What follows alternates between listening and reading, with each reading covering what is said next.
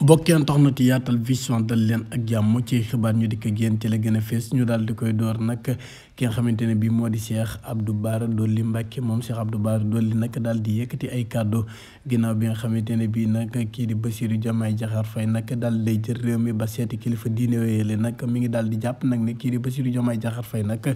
moom dafa nekk nit ku dal waaye it nit ku baax la moom Cheikh Abdou Bara Dolly Mbacké nee na ñoom ñi lee dañoo daal di sàcc nag ab programme am boo xamante ne bii nag moom la tëraloon muy programme bi nga xamante ne moom la fas yéene woon a naal ngir daal di koy yore réew mi neen nag ñoom ñi nga xamante ne bii nag ñoo féete foofee nag ca coalition Bassirou Diomaye 2024 danoo daal di sàcc nag programme am boobee ba tey nag ma ngay daal di sàkku nag ñoom ñi nga xamante ne bii ay